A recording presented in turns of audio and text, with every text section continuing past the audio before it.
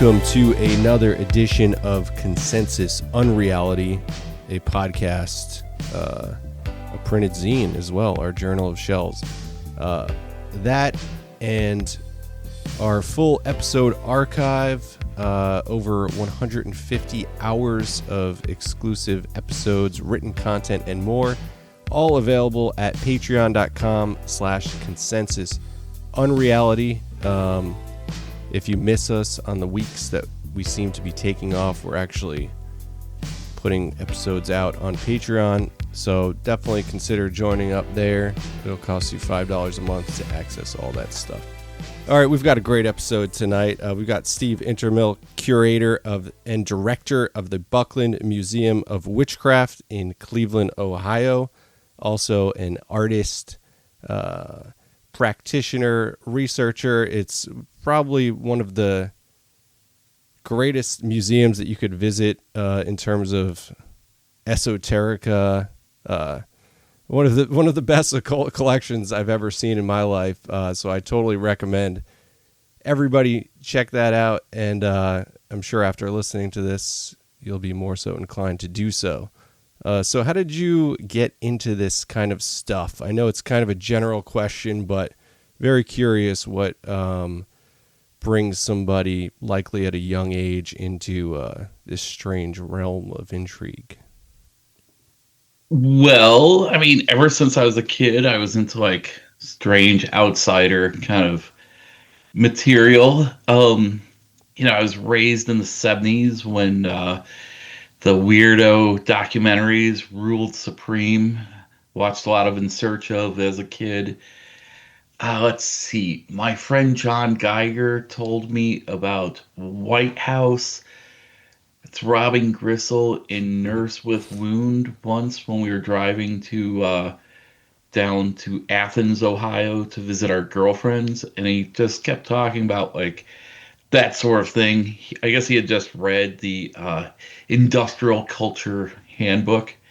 And we didn't have any music or anything, but he was just explaining it to me. And it just sounded so cool that I immediately went home and bought a psychic TV record. And, you read the liner notes of all that sort of thing, and it kind of makes your head explode. And here we are, 30-some years later. Yeah. So that makes sense.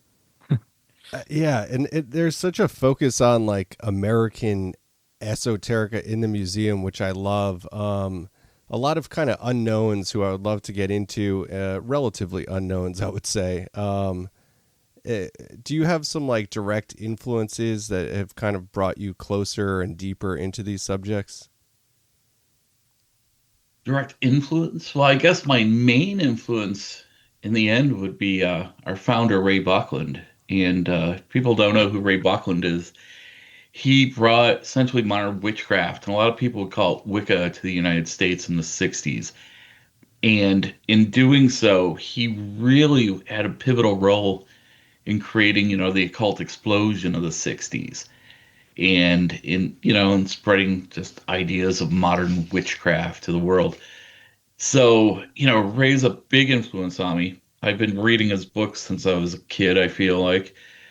So anything that we do in the museum, so I do it in partnership with a woman named Tony Rotunda, and she was Ray's high priestess. And we always want to make sure that we do things, like how Ray would want to do them. We try to have it go through his lens. So I gotta say that Ray is probably my biggest influence with that sort of thing. But then, I also we have items by, huge influences on me, like Leo Martello. And I know Ben sells Leo Martello stuff every once in a while. Yeah, I love his stuff. He's very funky. But sorry, continue. Yeah, so we have one of his altars on display. That's awesome. And David, did I tell you about that altar when you were there? Yeah, I believe so, but definitely go into it. Yeah, well, I kind of don't want to give the great reveal in case anybody comes, but we do have essentially Leo Martello's hexing altar. And by having that in the collection, that kind of blew my mind because in high school I read his book Witchcraft, the Old Religion. And in my head, I got it from the school library, but I'm wondering if I got it from the Strongsville branch, right? The local library. Either way, that was a very pivotal book for me. So it's nice to spend some time every day among, you know, just all these greats that influenced me as a kid. Yeah, absolutely. Uh, you mentioned Ray Buckland's lens. How would you describe sort of his angle on witchcraft and what makes that sort of the driving force behind the museum? Well, we do have some stuff that's a bit, I guess we'd say edgier, Mm, but Ray was a true believer in things like the what we put forth, we get back. So I try to keep it light in there. I try not to have anybody leave thinking that maybe that they're going to be cursed or anything like that. yeah, This is this is a form of spirituality that's just dripping with positivity, in my opinion. Mm. So I try to focus on the positive. yeah. That's interesting. I feel like that would go against what most people would think a museum of witchcraft Hmm. would entail, which is nice. Yeah, some people are disappointed. They're like, but then I'll be like, well, okay, let's go take a look at the hexing altar over here, Leo's Yeah. hexing altar. So, Where does uh, he kind of come into it? Martello, like what's his angle on things, would you say? oh, well, he was a pretty fascinating guy. He was caught up in the 60s occult explosion, and it was pretty cool. I have these zines that he had published, and I think it was in issue 2. He's like, who the hell is this Ray Buckland guy walking around, blah, blah, blah. And then around the 20th issue or so, he's like, I was hanging out with my esteemed colleague, Ray Buckland, recently. Yeah. So I don't know what I would have done if I had just stopped reading after issue 2, right? It was nice to see them blend together. But Leo was just a kind of like an old school New York kind of guy. He was very into his Sicilian heritage.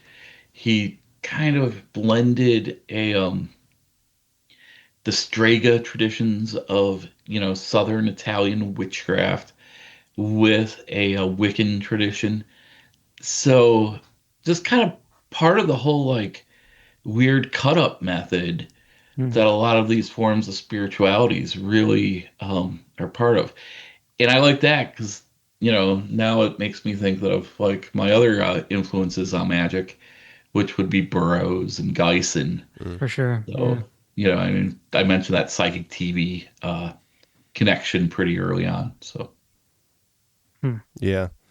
Yeah, and when I say like how impressive the collection was, I think a big part of that is because reading and researching sort of disparate scenes. Maybe some of it was connected overseas in the books of Kenneth Grant, where you see like the Bait Cabal and Michael Berto um, written about together. But I wonder how much crossover there actually was. But when you read about this stuff, it's kind of easy to paint these fantastic pictures of different scenes in your head. oh yeah. And actually seeing the artifacts all there is truly a magical experience. And yeah, I don't know. Maybe if you want to talk a little bit about Berteau too, and your work in sort of archiving his stuff and having some of that in the museum. Yeah, so Michael is a good friend of mine, and I guess I must have met him in 2009, maybe it was 2010. My band Occult Powers was playing a gig at the Acid Marshmallow Festival in Chicago, Oh yeah. and I thought to myself, I wonder if Michael Bertio is in the phone book. And it turns out he was. So I call him up, and he said something like, Stephen, I will allow you to take me to lunch tomorrow. So I took him to lunch the next day, and I've been a student of his ever since. And just, I bought a painting then, and then I just keep buying paintings, and he likes to gift me paintings if they're representations of the goddess. Wow. And he donates paintings to the museum all the time. And just a neat guy, truly like um he's 91 years old, and he's one of the last of the true legends of the occult, in my opinion. And Yeah. when he 10 years from now, 20 years from now, when he eventually passes, it's going to be a massive vacuum out there, and none of us are looking forward to it. He's truly a cool, beautiful man. Yeah, yeah. Yeah. I think of his stuff as being so singular and unique, kind of blending folk art, but also the use of like time in magic. I think is actually so relevant to what's going on now, and just kind of Oh yeah. everything that you're seeing in little blurbs and pieces coming out right now. Like Bertio's work seems very relevant, you know? Oh yeah, very much so. And like Michael, he was raised in a theosophically leaning household. So as a theosophist, he has a very syncretic idea of the way the world works and the world of magic works, where you get a very interesting like blending of magical ideas. And yeah, he's really only made my life better. I mean, the whole reason why I have the position that I have now is because in one of his books there's a pretty simple magic spell. And this was my wife and I were moving to New Orleans, and I wanted to get a gig in the New Orleans tourist industry, which, would be all right. Hmm. And it turns out I'm very good at selling French bistro furniture online. And that's what I was stuck doing. But I was also building, some pretty interesting skills that I used when we moved to Cleveland to get a job at a Christmas Story house, which, if you've seen the movie, Yeah. there's a house dedicated to it. And I became a professional leg lamp salesman online. And then one day I was like, I don't know what's up with this museum. Everything's painted gray. It looks like a prison. So I pitched it to my bosses. Hey, let me run the museum. Let me take it over. I'll make it nice. Because, they had giant, like, just very hot lights on, like Randy's snowsuit. It was just destroying it. So, we got some LEDs in there. We made it a positive place to be. And then one day I was sitting there and I thought to myself, if I see another leg lamp, I don't know what I'm going to do. This is a bit much for me. So I emailed Ray, whatever happened to your collection? He puts me in touch with a woman that changed my life, Tony Rotunda. Hmm. And she calls me up and she's just like, yeah, Ray told me to call you. And she said it was a bunch of weird stuff in boxes. And I gotta say that I think Ben and I probably both have great affinity for weird stuff in boxes. Oh yeah. It's almost like an obsession, right? Mhm. So I drove down to Columbus. We hit it off, and yeah, we've been doing it. We met 10 years ago, and we've been doing it 9 years. So, but I mean, I thoroughly understand that the whole reason that was set in motion was by the who and the do and Michael's magical work. Hmm. Because one thing is, this collection was in New Orleans when I was down there, Hmm. and I feel like the spirits were like, we got the guy, just we gotta train him a little bit before he can take over. You got to Train him cut in his the. teeth at the Christmas story Yeah, yeah. museum. Yeah. Yeah, That's awesome. that's Huh. incredible. I didn't even know there was a museum for that. Is it Oh still yeah. active? Oh yeah. Yeah, it's massive. It's anywhere between 80 to 100,000 guests a year. So Jeez. Well, I mean, it's a pretty good movie, so yeah, they should but have I that get for about everything. 8,000 guests a year, and I feel like what I do, 10% off of what they do, you know, Yeah. I feel like People are always like, "You're a hidden gem," but I'm like, I don't know. I'm really tired all the time, so Mm. Yeah, I know how that goes. Yeah, what is the sort of daily, are you there every day that it's open? not every day. Mm, I have employees on Sundays right now that are really nice. solid. Um, that run the museum on their own, but I'm there a lot. It's it's hard to like not be there. Totally. So Huh. what's a day like? Well, Yeah. let's see. If people buy tickets online for noon and they're not there by noon, I'm annoyed. And if they are there at like 11:50, I'm like, come on, I got stuff to do.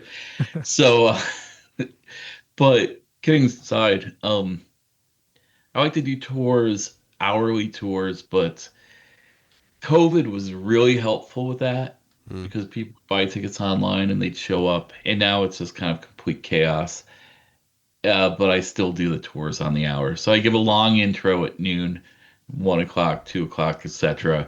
And if you show up at 12:15, you're getting bullet points. So those guys probably get off a little easy, honestly. David, do you remember if I gave you uh, the full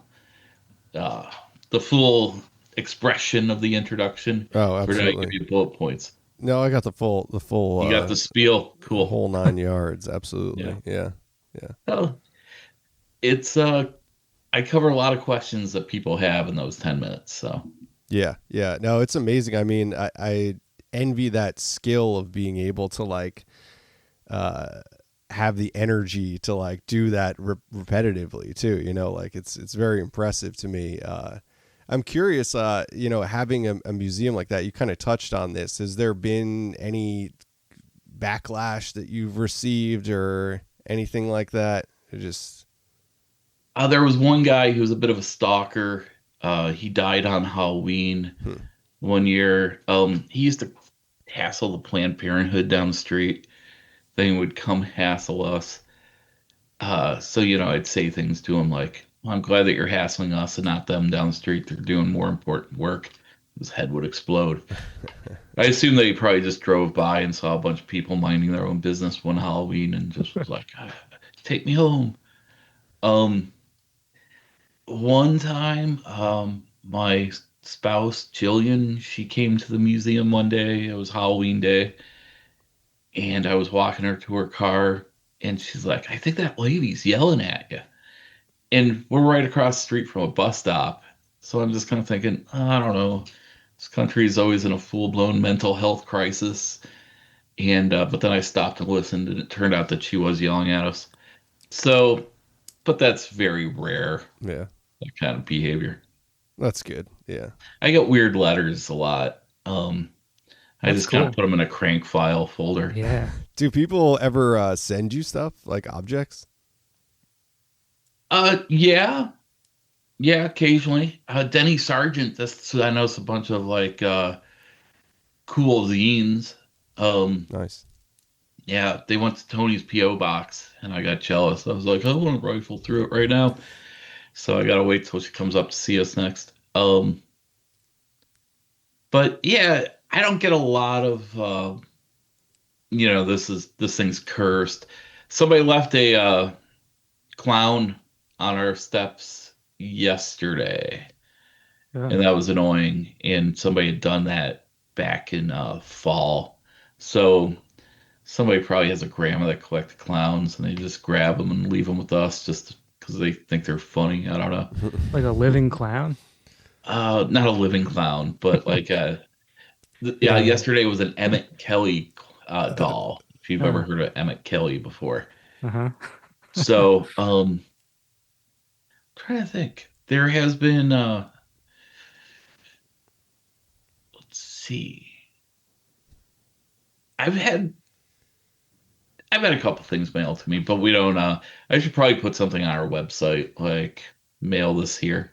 Yeah, yeah. Oh, that might open the floodgates. Yeah. Uh, yeah. So I'm curious. In your own practice, I feel like I've known a lot of people who've kind of arrived at occult things through music, specifically noise and sort of the experience of sound music. I don't know if you want to get into like the process and maybe how that how sound meets ritual in your work. Oh yeah. I'm sure there's a confluence there. I mean, to me, it's like noise is a cheap noise gnosis, right? Mm. Because it's really an easy way to like tap into the plamora, the get into this like just the aliveness of the world. It's and there's never any better noise than when you're making it yourself. So, high volumes, and you're the one twisting, bending the sine waves. It's it's really a great way to get yourself into the like the zone. Yeah. And that's the thing is like noise people are always talking about the zone, right? And we all know what it is. But how do you describe it? To know you to know you know it is to know it. So Yeah, and like, at what point does an instrument become a magical object too? yeah, my friend Matthew and he builds all the gear for my band Occult Powers. One day we got wild and we buried our synthesizer at the crossroads in Brooklyn, and that was like a true like moment that kind of changed our headspace about how we like did our music. So by the act of doing that, really kind of like opened up a whole kind of world. So Have yeah. you done a lot of performing in an actual like ritualized environment for a group or something that wasn't like really exposed necessarily to like noise, but then you sort of brought it into the ritual space? Oh, well, when Telecult would play, I think we played like 100 gigs in like 2 years when I lived in New York. We would always do candle magic. Hmm. And that was a huge part of it. And ritualistically, like light the candles as we played, had intentions, and then blow them out. Show's over. I don't know if anybody in the audience really understood that what we were doing was our own little rituals in our head, but that was definitely like a huge part of it. Mm. The I think the worst though, we were playing at Death by Audio once, and what was it called? The Deepwater Horizon, that oil rig that exploded. Yeah. Oh It yeah. exploded during one of our sets, and I was like, Hey, shit. we're hitting it a little too hard. Yeah. Yeah, cone of power must have lashed out. Yeah, Well, it's interesting. I always like think about, I've mentioned before, but big reader of Kenneth Grant. But one of the things that's like I really enjoy about those books is they kind of come alive as you're reading them, and you can sort of hear the environment because it's so descriptive of the sounds and Yeah. the sense and the space. But even in like fictionalized versions of occult workings in like all the pulpy satanic films and stuff, it's always fun to see the different depictions of the type of music that would be being played. And I mean, this is also big in Bertio's stuff, do you think too, right? Like the use of like sound. Yeah. It's my understanding. Uh, so if you really want to talk deep Bertio, you got to talk to my friend Charlie sometime. Hmm. He's he's like, I'm like 32 years old and my best friend's a 91-year-old mystic that's in Chicago. But he was telling me one day about like he was trying to like blow Michael's mind talking about music. And anything he said, he was like, "Oh yes, we used to play Xenakis back in the '70s. It would really charge the solar energies." Which that's what modern compositional music's really for, right? Yeah, yeah, that's awesome. Hey, and I mean, also like you have stuff from Nima and the Beit Yeah, Cabal, and reading about her stuff, it's so much about drumming and chanting. I mean, it's typical of these situations, but it's it's also idiosyncratic to different groups what kind of sounds are being injected into the space to sort of galvanize what's going on. Yeah, I mean, there's definitely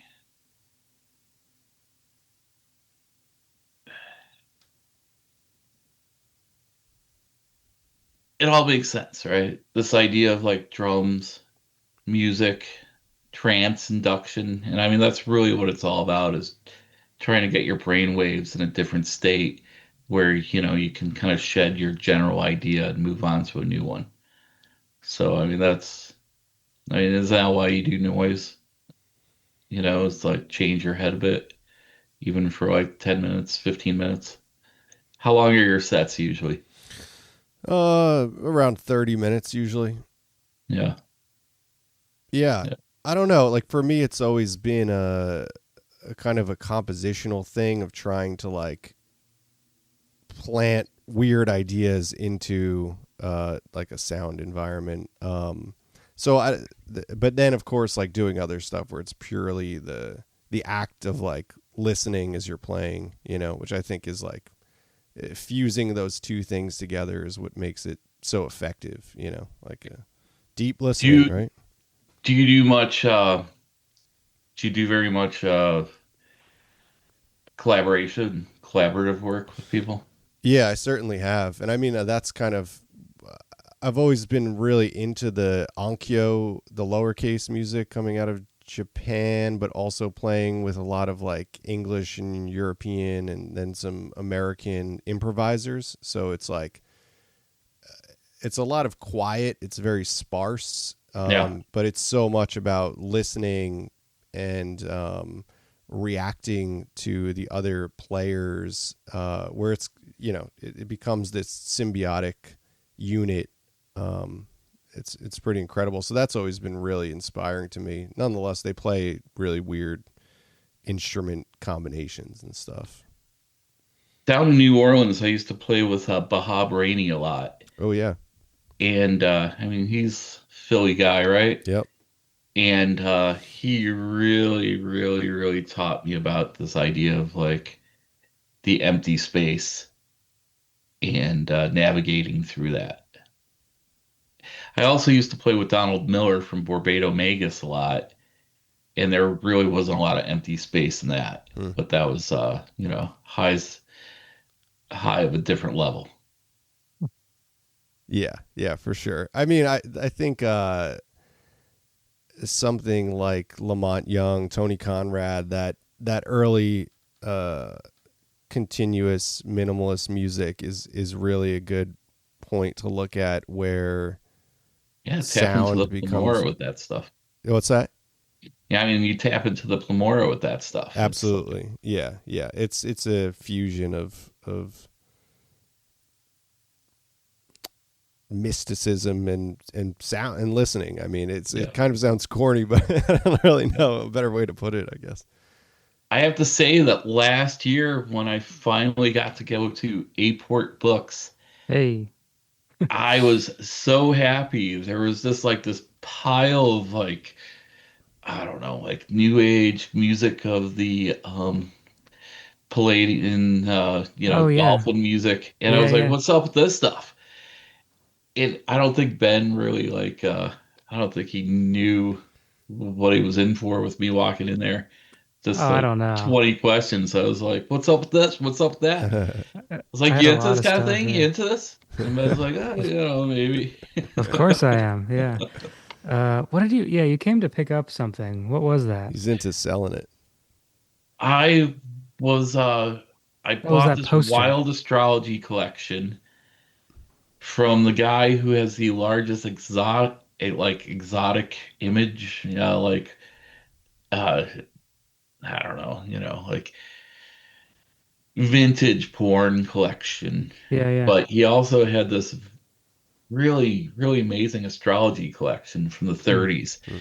And I went out there to pick it up, and then realized I was near you, so I had to go. And then I forced you to go to my car and look at my trunk It to was good see stuff. to see my kill. I Yeah. was just like, look at this. And I'm sure that was probably pretty annoying, but No you know what way. it's like when you find something amazing out there and you just need to share it with like the Of one course. other person that you're encountering. Yeah. Actually, well, no, because I went to lunch with Mike Zone that day too, Yeah, yeah. and you know, send some healing vibes to Mike right now. Right. But yeah, so that was cool to be able to show off this kill to two people that day. Yeah, that was cool stuff. And you got that poster, Yes, I got what was that called? the vintage Zodiac poster from 1975. Yeah, I love that poster. Yeah, Yeah. it's beautiful, and it hangs in the hallway to my bedroom, so I see it Hell every yeah. day. And it hasn't become that thing where you don't admire it anymore because you see it every Right. day. Like Yeah. I look at it all the time, and I just love the Yeah. groovy Zodiac stuff. It's like I just can't get enough of it. Yeah. Me too. I'm trying to think what the New Age dolphin stuff was that you could have seen. I think at that point I was working through a big collection of Tarot Network news, Oh, cool. which is finally sold, which is nice. Um, anyway, this gets me thinking about, so you did a presentation at Lilydale last summer about like pagan and occult zines, right? Yeah. What was sort of the substance of that? Just collections that we've acquired over the years. Starting off with some things from like Raised Archives and moving on. Um, Good chunk of it was really spent a lot of time talking about Oberon's Ravenheart and the Green Egg, which Yeah, is really like, I mean, that's such an important part of like alternative culture in America that I don't think he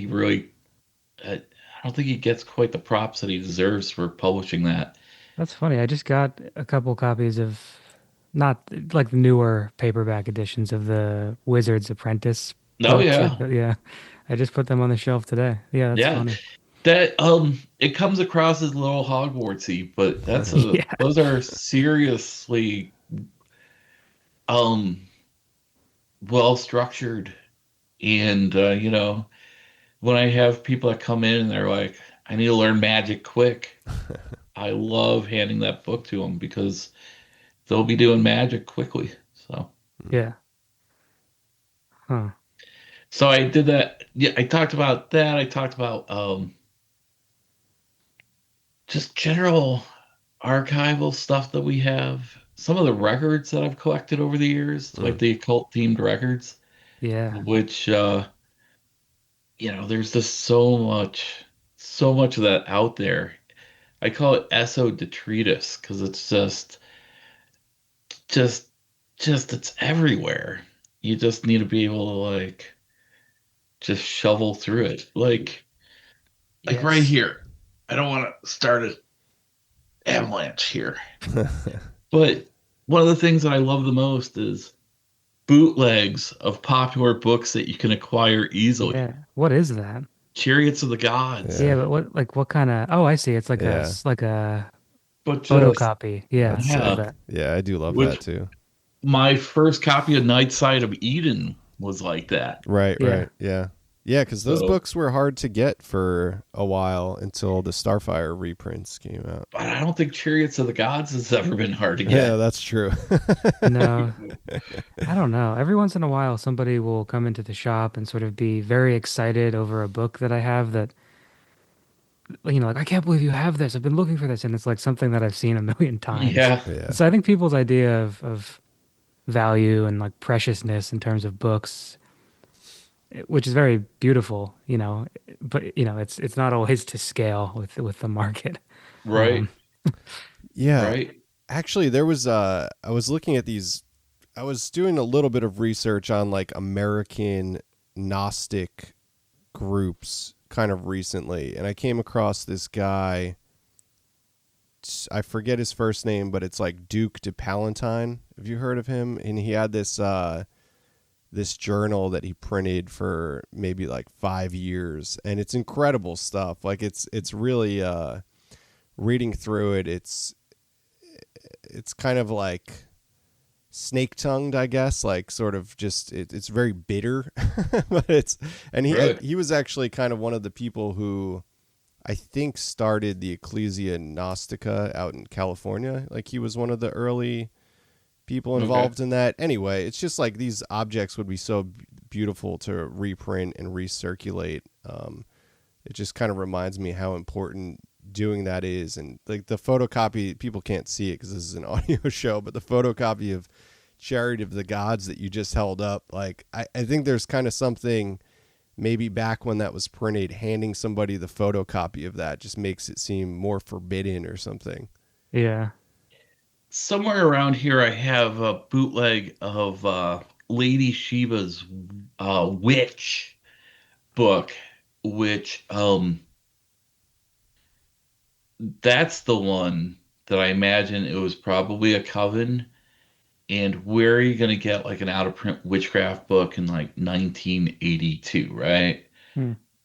So probably photocopied it, probably gave it to members of her coven, and it was a sacred like source text for them.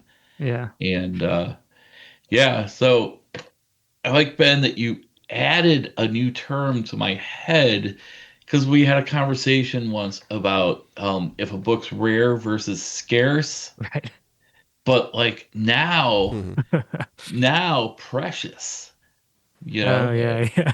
Is this a precious book Mhm. Yeah. or is it a scarce book? Right. I mean, well, yeah, I mean personalized copies of course would probably I think qualify as precious if they're not actually rare. Or Yeah, yeah, like a photocopy of a common book that's in some way kind of wonky. I would yeah, it's fun. That kind of like the nooks and crannies of the book world and the paper world are fun to get into for that reason because it's never as simple, because every single book's a unique object. So it's never quite so simple as rarity, but yeah. I have a book right in front of me that really blew my mind many, many years ago. And I wish I actually had mailed out any of these. I You guys love know that this book. book? Yes. Oh yeah. High Weirdness by Mail. Yeah. Yeah, I use that when I'm like trying to find stuff. I'll just kind of look into one of the groups in there and be like, "Huh, they're still out there." I don't give away our secrets. Yeah. It's a drag when it's like a book that you love because there's a couple books that I used to just consistently be able to buy easily on eBay, Right. and then the wrong person, the Or wrong podcast. person with a well, Yeah, no, like the podcast. wrong person, like a Facebook oddities dealer or something gets Sure. wind of it, and the next thing you know, they buy every copy and start raising the price, and it becomes a Sure. feedback loop. Yeah. It's What did that not that cool. happened with something funny recently? Oh, it was that book. Dave, you must know what this is called. It's the book about they were it's an they were talking to like a past life ghost on their computer. Oh, the Doddleston, Yes. the vertical Y- plane. It Yes, that definitely one. it happened with Rebirth of Pan, obviously, Yeah. Right. and then so all the dirt got kicked up on that.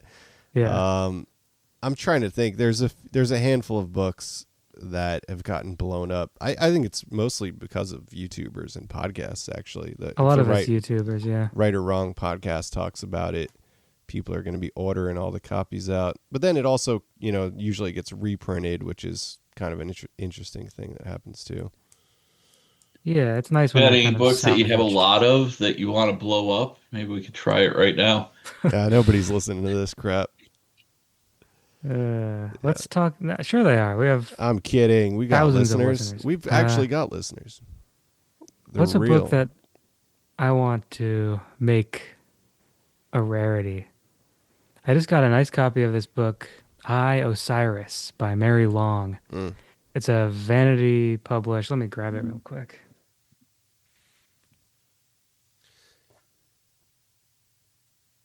What? Yeah, I, Osiris by Mary Long. It's one of Ooh, those uncommon UK vanity presses, Regency, who I only know about because they did a Eugenia Macer storybook, about which I am a absolutist or completist, both. yeah. How um, close are you? to this, No, to the Eugenia Macer to story? being complete. Yeah.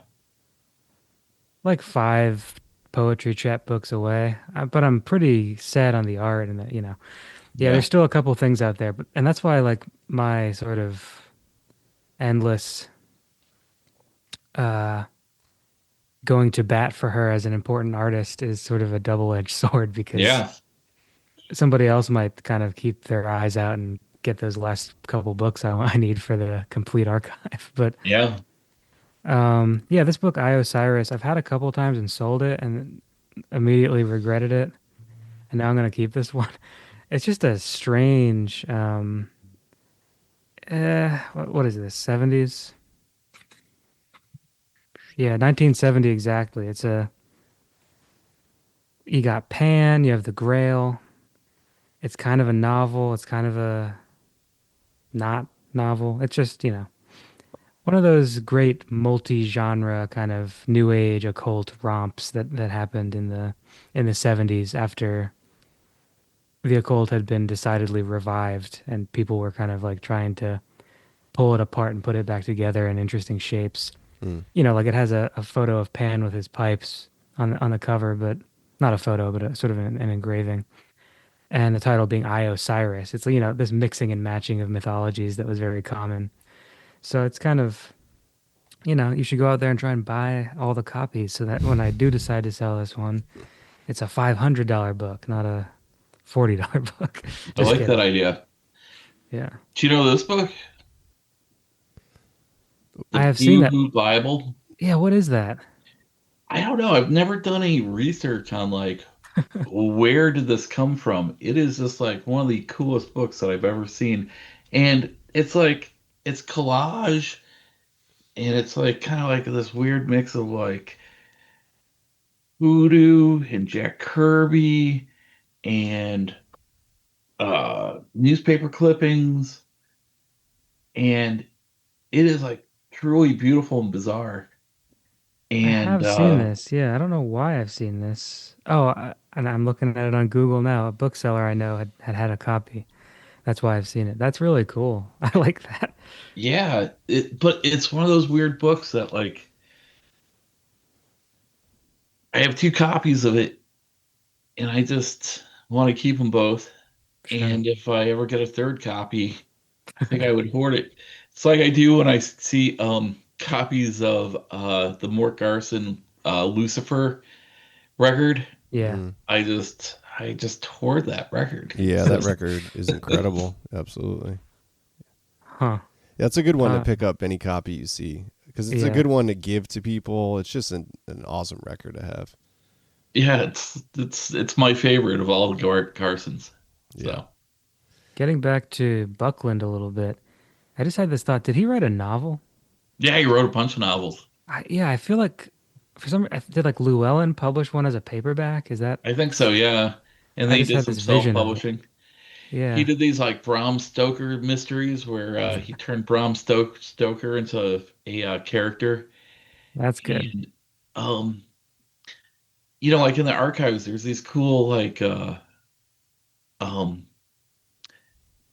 fan letters from people to Yeah. him being like, "Your work rules."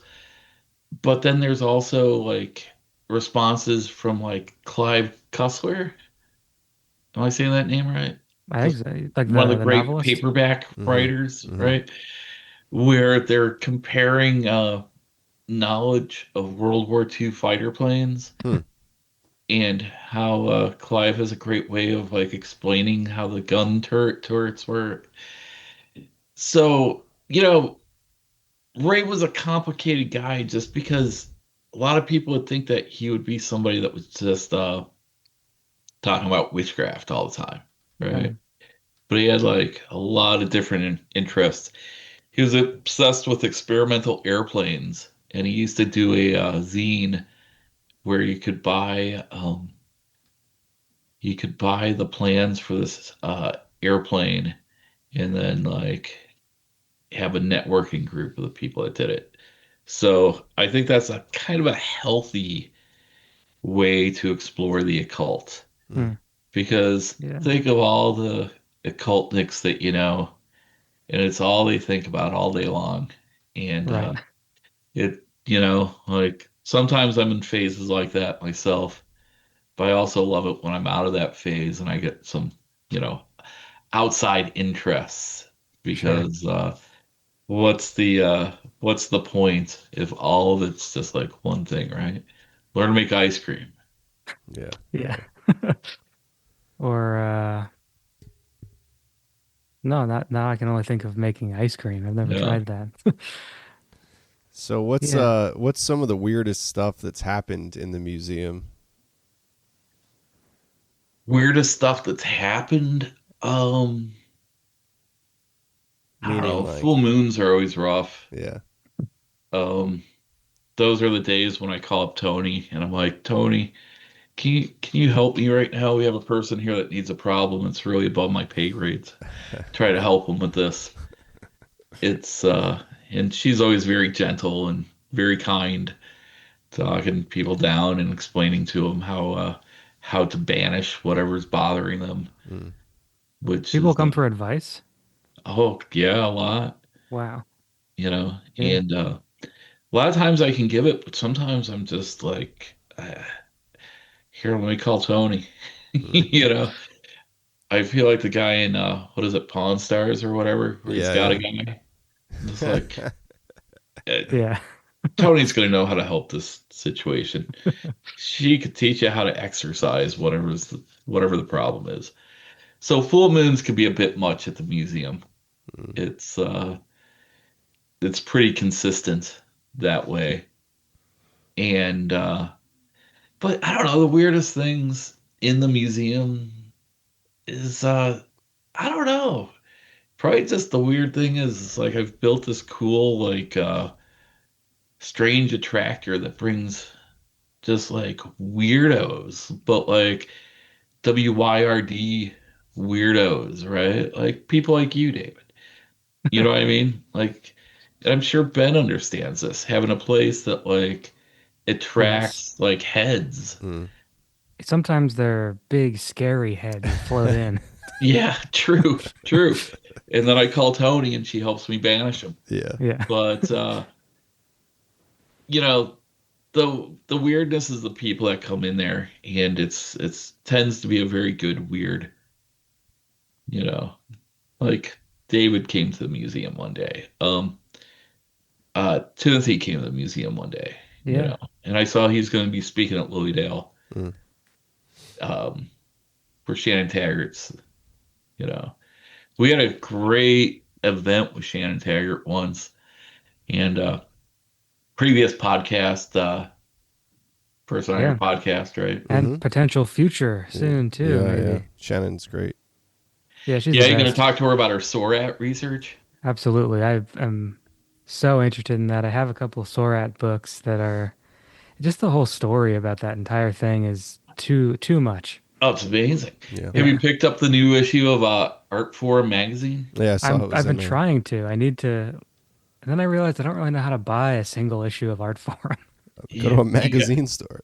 you got to Oh. go to the nearest Barnes and Noble. Yeah. Ah. And it was funny.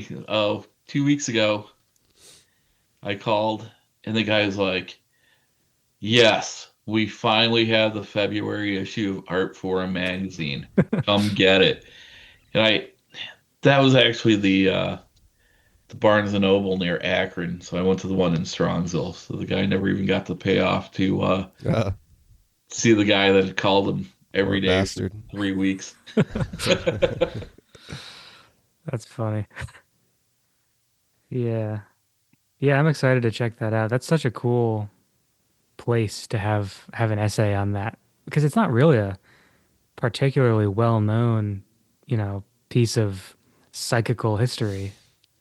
No, the imageries are like so gonzo. Yeah. Yeah. So Yeah, yeah. The pictures are amazing. Like super unique. I mean, that's why I love her stuff. It's these beautiful idiosyncratic photos that are not like there's not a lot of pageantry to them, like it just looks like somebody's kitchen. And yeah, that's kind of in the Sorat stuff too, which is really great. Just regular objects kind of weirdly placed, and yeah, it's Yeah, just weird clown dolls just floating in the air. exactly. Yeah, but it looks like, that's something that your weird aunt just has on like a wooden bench when you walk into her house or something. It's just Yeah, really, somebody with an unupdated kitchen. yeah, yeah. I love that stuff. I mean, the pictures are so beautiful, whether you're interested in paranormal stuff or not. They're just really interesting compositionally and everything else. Yeah. So are you guys gonna go to the symposium this year? You should.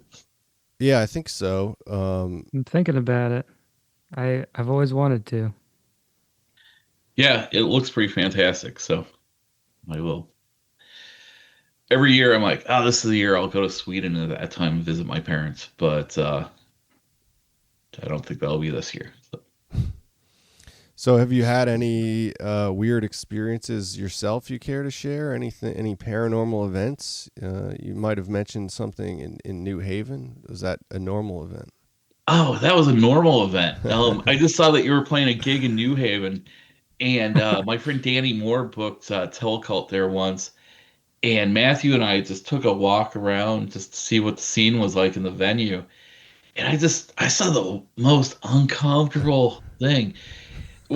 We were just walking, and there was a very aggressive person who picked up his child's tricycle, or maybe it wasn't even his kid, maybe it was the guy next to him's kid. And he picked up the tricycle, he smashed it on the ground. Then he looked at the kid, and then he looked at Matthew and I, who were like completely shocked at what's going on here. He goes, "I destroyed dreams." Whoa. Well, I would It's like, say, yeah, what's going on? that's pretty So we got the paranormal. hell out of there. Yeah. My Whoa. dreams are not to be trifled with. That'd be a hell of a picture too. Guy with a tricycle over his head. Yeah, it was absolutely terrifying.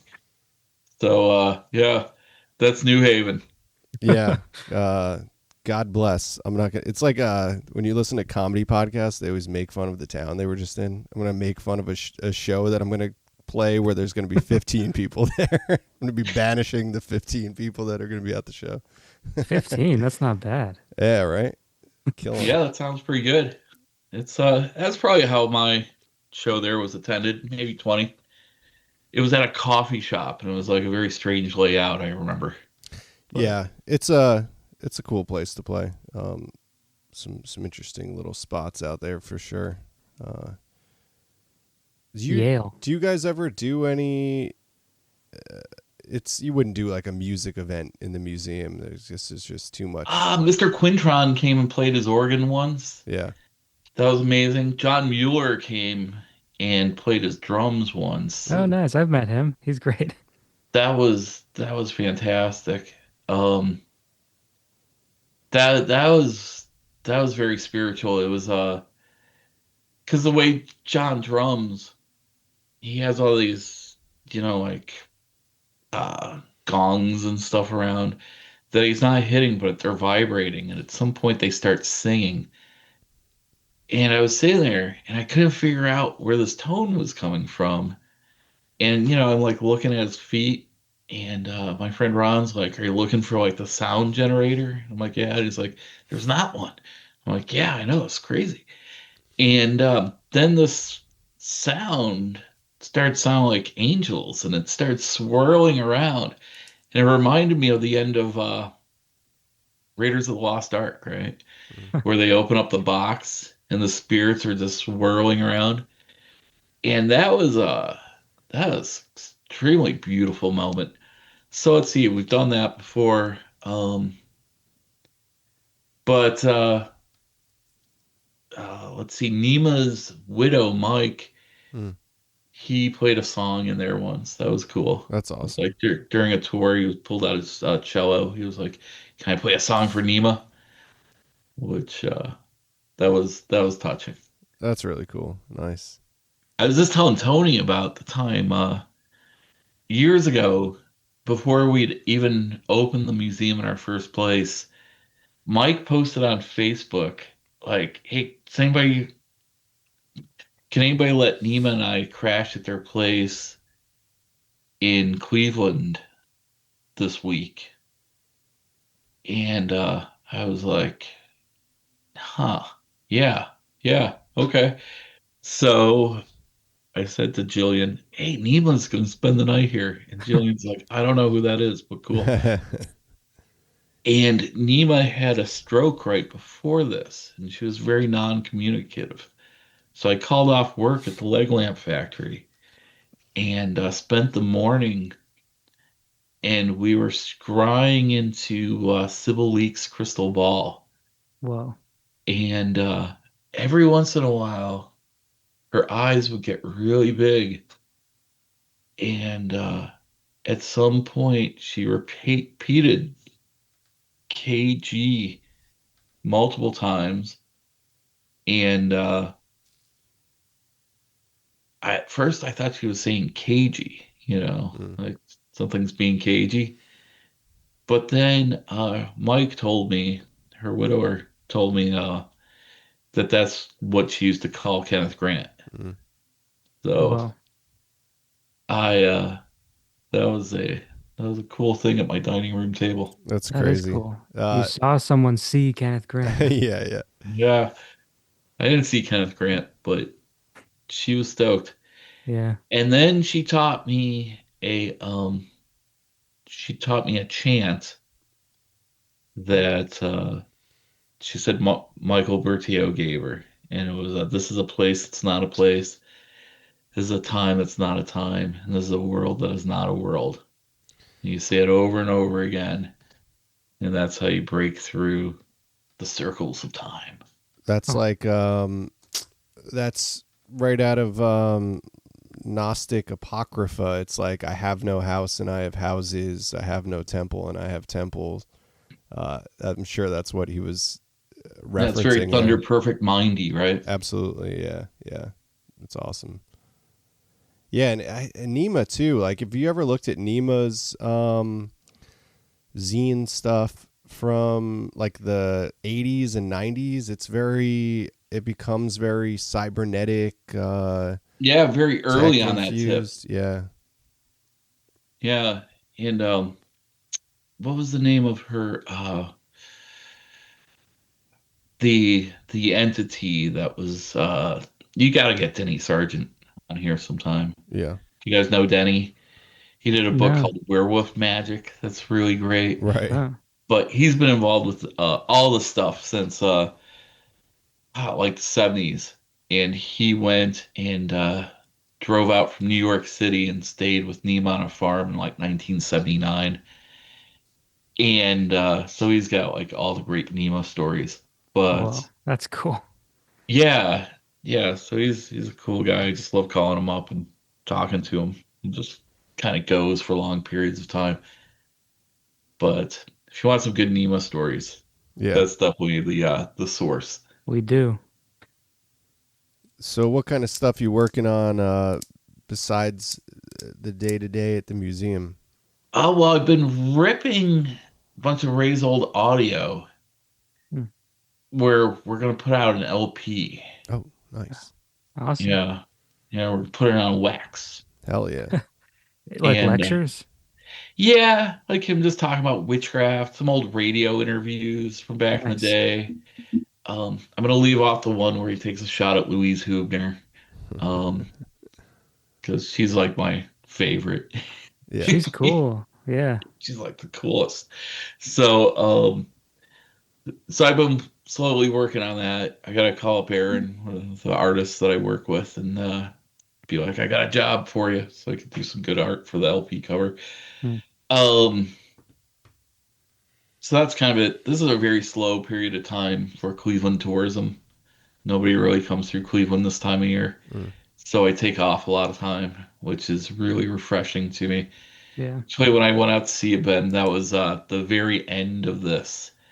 That was the very end of April last year. Right. So, yeah, this is kind of like my sabbatical time. And then I get back to work beginning of May for, Nice. work essentially 7 days a week. You have some Yeah. stuff from Jessie Wicker Bell in the museum too, right? She's a really interesting figure. I don't have anything by Jesse Wicker Bell, but Oh, I thought I saw Lady something there. She Yeah, yeah, Lady Shiva, right? yeah. Um, at least if we do, I Maybe. don't think so. I don't think Ray would put that in there because she was just a terrible oath breaker. I mean, Yeah, true. Yeah. it's if I had thought that we were going to talk about her at all, I probably would have kind of like refreshed my research on her. But it's my understanding that Lady Shiva lived in Kentucky, and somehow she got a hold of some people in England who gave her, and this is the first, like, because you hear about like astral initiations, Mm. right? And this was like the first telephone initiation where she got initiated into the witch cultists via telephone. And you could tell because the Book of Shadows, a lot of the things like a lot of the, the secret names are spelled out in a very phonetic kind of way. Like hard C's become K's and stuff like that, right?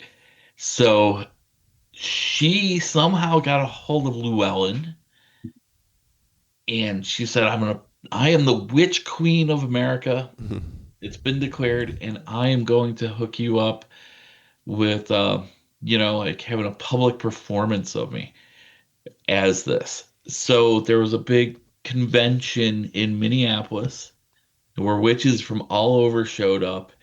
And Carl Wensky, the publisher of Llewellyn, was like, "We are presenting Lady Shiva as the Witch Queen of America." And like Oberon was telling me, he's like, "Yeah, we're all there." And none of us had ever heard of Lady Shiva before. And out comes this lady, and nobody'd seen her, and she's telling us that she's now our witch queen. And we're like, get out of here. Really like creating like a madcap situation. So, couple of years, this is pre-pandemic. This happened twice, two times. Kids came to the museum saying that they were Lady Shiva's grandkids, and it was their spouses that would put them up to it. And that was always really wild. Like in my phone, I have a phone number from one of them, and I always think I should call and see if we could acquire something Mm. of the great witch queen of America. Yeah, yeah. It's a fascinating story. It's crazy how much stuff comes out of like weird esoteric stuff comes out of Kentucky. It's just insane. Like it's such Yeah, a it's all strange quartz, state. right? I guess so, man. I don't know, but it's just Yeah. like a lot of like weird books and different points of UFO, but Yeah. also American esoteric history and lore just seem to be It's crazy. Our spawning out friend of Dan there. Dutton. Yeah, Dan Dutton. You familiar with his stuff? Is that is he associated with the Museum of Paranormal? No, but Um, that's a cool spot. He's like he's a musician and painter, but just an incredible guy. Like he's kind of a Renaissance man, and just He's great. His music's amazing, but yeah. he's He's like written operas. He got handed an award by Mitch McConnell in the '90s for writing an opera, a series of operas actually, which is kind of about like Pan. insane. the Pan operas. Yeah, Yeah, yeah. that's him. Yeah, yeah. What's that podcast where they Pennyroyal, Penny Royal? great Yeah. Yeah. podcast. But Yeah, that's produced by the uh, Kentucky Museum of Paranormal. yeah, yeah. They're involved. Yeah, yeah, yeah. Okay. I've been there. That's also a really good collection.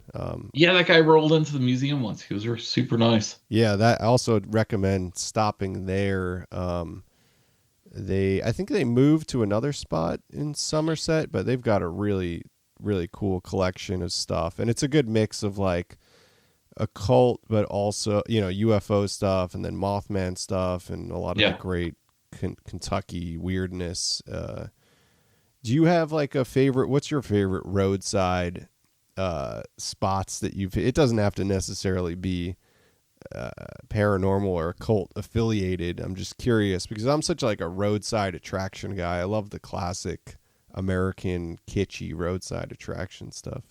Probably the best. It's not really a roadside attraction. It's Well, maybe it is. There is a place called the Troll Hole Museum in Alliance, Ohio, that is, last time I checked, had 28,000 troll dolls. Hell yeah. And it's wacky, but it's spectacular. And it's not all just like the little, like trolls, right? Yeah. She gets into like, like Nordic magic and that kind of thing. Whoa. So I told her a cool story about my grandmother. My grandmother lived in rural Sweden in a place called Svartedal, the Black Valley. And eventually she moved to Gothenburg. But they kept the house that she was raised in, right? And my grandfather had gone to town to pick up supplies or whatever. And, it's a long hike from the bus stop there. So she's waiting for him. And she has this old coat and it's raining. She's got a broken umbrella. And she's standing on top of a big rock with a bunch of moss on it. Mm-hmm. And I guess some like hikers show up, right? And they're like just trudging through the landscape of Sweden. They look at this lady, right? But their head, she's a troll. And they just booked out of there. Every time I think about that, I just laugh and laugh and laugh. That's awesome. Yeah. So, the Norse believe that all magic comes from the trolls. So I really enjoy going to the Troll Hole Museum. Yeah, that's sick. Plus, there is a cat museum right next door that has a Louis Wain. It's not like one of the electric Louis Wains, but it's like one of the ones where the cat's just like super cute. Oh man, you're reminding me now too. Ohio is probably one of my favorite states to drive through because it's a great state for. You have all this. You literally have ancient history, like with the Serpent Mound and all the mound sites, incredible, mysterious, deep history. But then it's also kind of the fast food, the place where fast food it's the proving ground of fast food restaurants. That's Columbus. Yeah. You've got in Lima, Ohio, there's an amazing sculpture garden I visited, and it's just like miniatures and really kind of like funny-faced Virgin Mary sculptures that this guy made in around the Great Depression because he was laid off. But there's so much stuff like that. There's a great museum I think it's near Frazeysburg, but it's called the Johnson Humeric House. Have you heard of this? No, but it's near Crazyburg? Frazeysburg, which is kind of up near Columbus. It's in like the just in the fields out there. But basically I went to this museum because they have a false relic there that was, with the mound stuff, people were planting relics to make it seem like it was like the lost tribe, all the weird history there. Hell yeah. So there's an artifact that, is 99% fake that somebody planted in the mounds and said it was excavated from there. And it's in this museum. And I went there to see this artifact, but then I figured out that it's just this crazy collection of these two brothers who like accumulated all this stuff from all over the world. Really wild. I mean, I gotta check this out. Yeah. I love Ohio so much. It's also when are you gonna come out, play a gig? Oh, I'll be back out soon. I mean, I love to. I was thinking about, you were talking about going to Lilydale, but a thing for me is I try to get out to the Serpent Mound every couple of years. Yeah, that's just such a special, incredible place for me and for anybody. I don't know how people don't make it a pilgrimage to go see that. It's the largest effigy in the world. It's insane. That's gorgeous. That's a true place of power. Absolutely. Yeah. Well, if you ever come through Cleveland again, let me know. We'll do a gig. I just played a gig the other night. Now I'm like just filled up with like cosmic zones. Yeah. So dude, we got to get me, you, and we'll get Dutton out there somehow. That would be a dream of mine to get a weird, esoteric infused show going. Now, I gotta.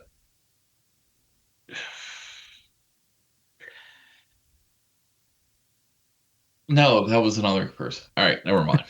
Just, no, I'm just thinking about my friend Ryan, who told me a story once about a weird guy. And for a second, I was like, was it that Dutton guy? But no. Yeah. So Yeah. He's put out some new records in the past couple years. Really great, like Yeah. jazz quartet with also like mixed with like Appalachian folk. Just be really beautiful compositions. I consider him to be like one of the greatest unknown American artists. It's an incredible painter too. I think we both have a painting. Yeah. Yeah, I have a painting of his in the corner there. You can't really see it, but it's maybe one of my favorite pieces. Yeah. He's is it with the moon up there? And Yes, it's I'll lower this here. This has got to be captivating for the people listening to this who can't see any. But to make it better, Steve also can't really see it because it's super blurry in the background. But it's like it's two people. Oh, it's two coyotes rather putting on people skin under the full moon. It's a really cool painting. Yeah. oh, that's beautiful. Yeah. Well, yeah. I mean, so glad you got to join us. yeah. Man, I feel like we could keep spinning the gears. Like once it got going, I felt I've been a little tired this week, but once we got to chatting, I'm like, man, there's so many different avenues we could keep going on, and so many threads we could keep pulling. Well, invite me back anytime. Yeah, Love talking Excellent. to you guys.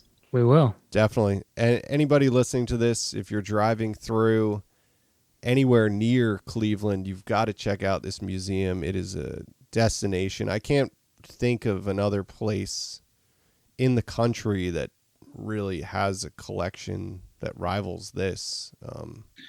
Yeah. And something special for your listeners. If I'm closed that day, because like this time of year I'm closed a lot, just text me. You can find my number easy. It's the number for the place. Text me and I'll just say that you heard me on Consensus Unreality. I will open it up if I'm available. Hell yeah. Oh yeah. That's great. Excellent. A All right. double hell yeah. Double hell yeah. All right. Thanks for listening. As always, we'll catch you next time.